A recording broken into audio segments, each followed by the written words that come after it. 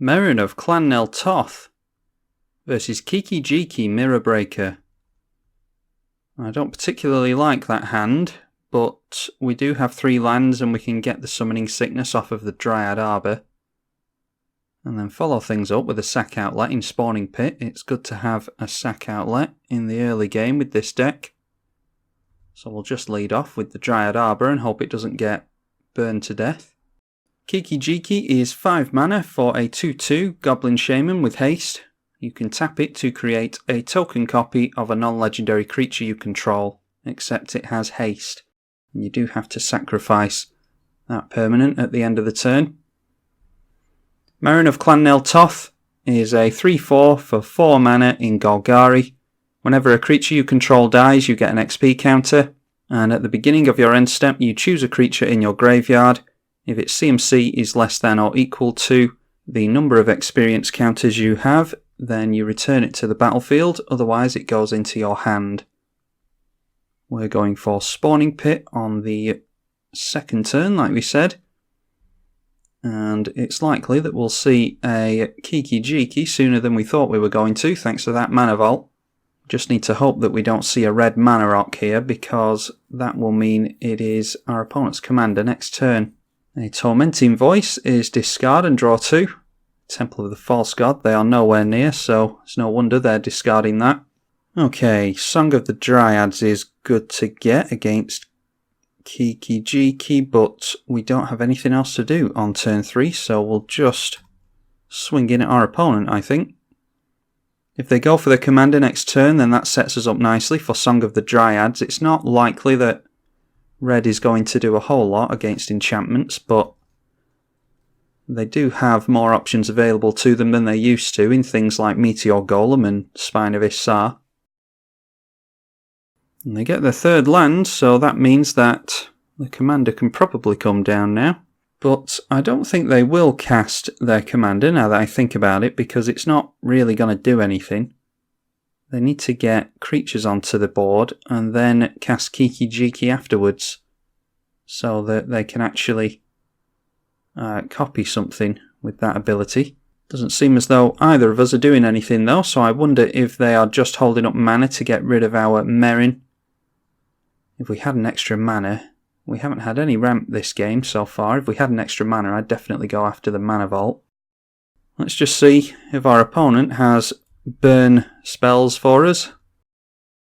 And now the question is, do we go for Spawning Pit onto the Dryad Arbor or not? Because if they burn out Meren before she reanimates the Dryad Arbor, then, well, that decision's been made for us.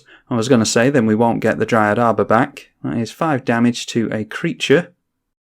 So down goes Meren for the first time this game.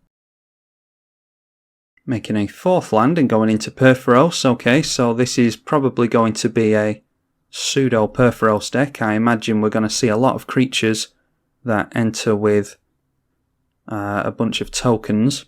Okay, Solemn is better than nothing. That will get us into the 5th land, and we can start considering whether or not we want to Acidic Slime next turn onto that mana vault. And I don't suppose there's anything stopping us from sacking the Solemn Simulacrum to the Spawning Pit, just to get a card draw if we need to. Alright, but we've been too slow, I think, and the mana vault has been tapped down. There goes Godo. 2 damage to us from Perforos, and Godo will come down. And they'll be able to search for an equipment with that. Okay, they've gone for the infinite combo with Godo. So it looks like the Acidic Slime is going on Helm of the Host. For those of you who don't know, whenever Godo attacks for the first time each turn, untap it, and after this phase there's an additional combat phase. You can go infinite with Helm of the Host, because at the beginning of combat on your turn you get a copy of the equipped creature, except it's not legendary, and it gains haste. So they get infinite Godos and get through for lethal on us. So we're definitely going to blow that up. They've only got 2 cards left in hand. Alright, a Toxic Deluge is another method of getting around that, but I think we just go in for Acidic Slime here. Definitely going after Helm of the Host. Now, red does have means of getting artifacts back out of the graveyard, but I don't know if our opponent is running those, of course. And I'm going to sack the Solemn because I haven't made a land this turn, and I do want to make sure that we keep up on our land drops. Well, that puts us a step closer to a land at least, but we're just drawing into all our expensive reanimation targets currently. Now our opponent's on 5 mana. They could go in for Kiki-Jiki, and we could respond with a board wipe.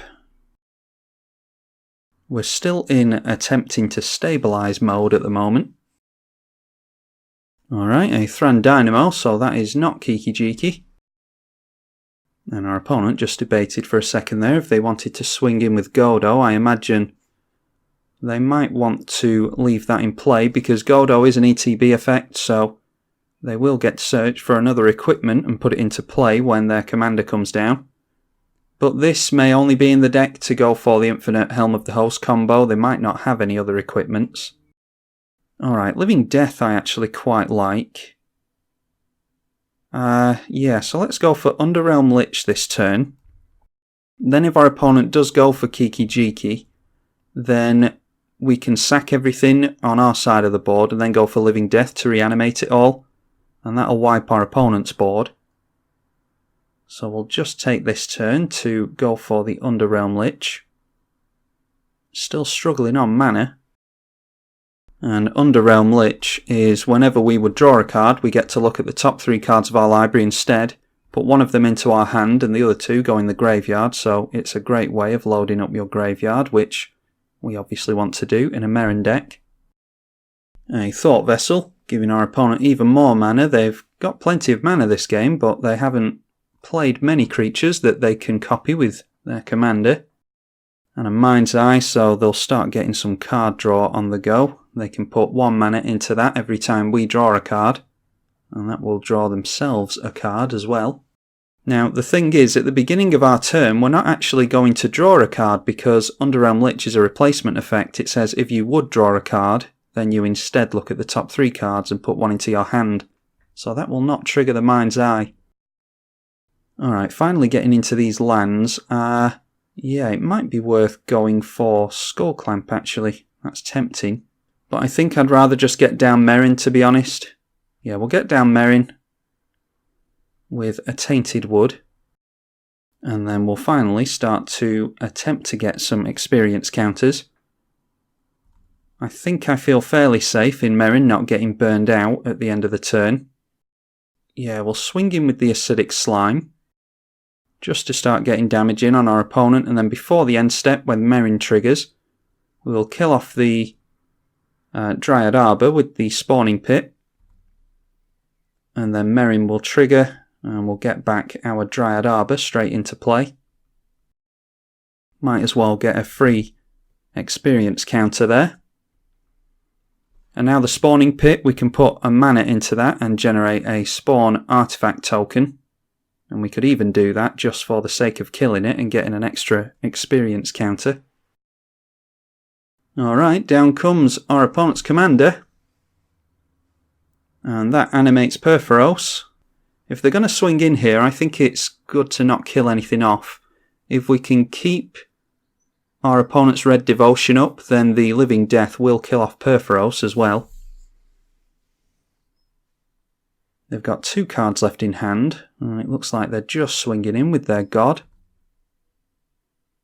Yeah, we'll just allow that. We'll just take the 6 here. And through to the end step. I don't think there's anything we want to do, so we'll just untap and see what we get into here. Bane of Progress could really hurt our opponent. They'd go all the way down to 4 mana, is it? No, 5 mana with that. I think we just grab ourselves an E-Witness here. We could even go for the Skullclamp with that. And I don't think I'm going to bother swinging in, because our opponent can copy the Godo and then just chump block with the copy of Godo. Yeah, so what have we got? We've got 5 mana, 6 mana, so we can create a Spawn token. And this is literally just to get another experience counter when we go for the Living Death, which we're about to. Then we sack the Spawn, sack the Dryad Arbor that we have already tapped for mana. Sack Acidic Slime and Underrealm Lich. And then we make sure to have Meren go to the graveyard and not the command zone. Sacrifice her. And then we cast our Living Death to reanimate our creatures and wipe our opponent's board. We'll get a Solemn trigger, a Bane of Progress trigger, and Acidic Slime will blow up one of our opponent's lands, and I think that is game for us pretty much. We'll end up killing our own spawning pit, but hopefully we can get into another sack outlet, and yeah, our opponent sees that they're pretty much done for there. We were going to draw into... yeah, we had Buried Alive and Cross and Grip. Probably would have gone for the Buried Alive there, and then we could have started to reanimate some stuff.